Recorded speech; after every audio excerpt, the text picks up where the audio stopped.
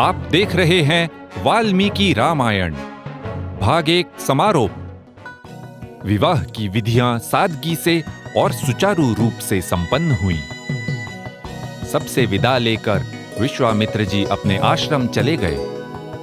उनका कार्य नई पीढ़ी के नेता को राक्षसों से सामना करने के लिए तैयार करना भली भांति संपूर्ण हुआ था। दशरथ जी, श्री राम और सभी अन्य लोग अयोध्या की ओर चल पड़े। इस यात्रा में श्री राम की भेंट हुई परशुराम जी से। महर्षि ने श्री राम को युद्ध में सामना करने की चुनौती दी, लेकिन परशुराम जी पराजित हुए और हार मानकर पश्चिमी तट के पास महेंद्र पर्वत की दिशा में चले गए। अब अयोध्या में समय बीतता गया। बालकांड के अंतिम सर्ग के कुछ अंतिम श्लोकों में वाल्मीकि जी ने वर्णन किया है किस प्रकार श्री राम और सीता जी के बीच प्रेम और प्रीति का अनुबंध बढ़ता गया। मनस्वी तद्गत मनास्तस्याः नित्यं हृदि समर्पितः। श्री राम का मन सीता जी में लगा रहता था। गुणाद्रूप गुणाच्चापि प्रीतिर्भूयोभिवर्धते। सीता जी सुंदर तो थी ही और सर्वगुण संपन्न भी थीं। श्री राम का उनके प्रति प्रेम अधिकाधिक बढ़ता गया और तस्याश्च भर्ता द्विगुणम हृदये परिवर्तते।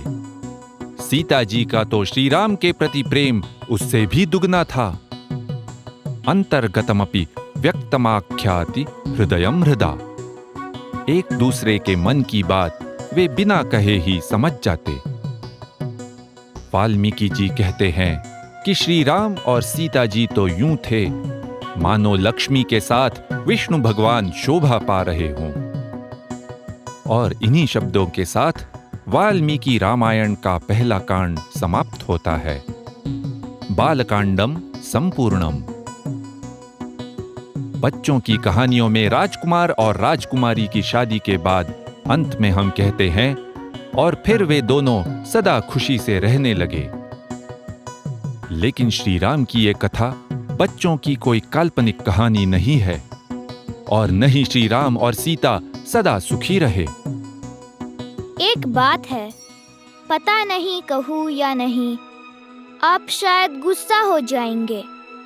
पूरा बालकांड हो गया, लेकिन ये बात मुझे समझ नहीं आई कि श्री राम को हम इतना महान क्यों मानते हैं।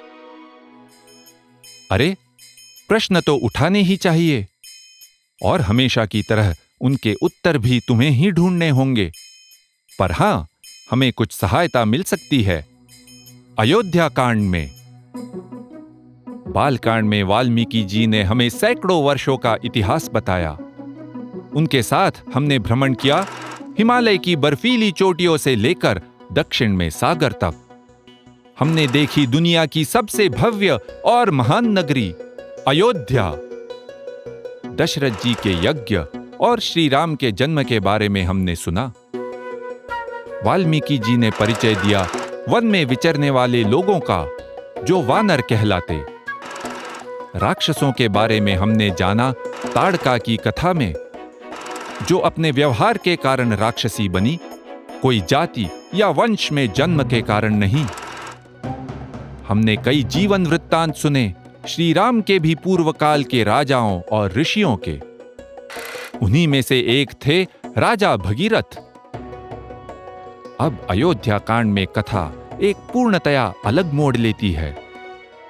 जहां बाल कांड में हमने हिमालय से सागर तक भ्रमण किया, वहां अयोध्या कांड में वर्णित घटनाएं हुई एक ही जगह, अयोध्या में। और 40 सर्ग बताते हैं विस्तृत रूप से क्या हुआ केवल 24 घंटों के दौरान।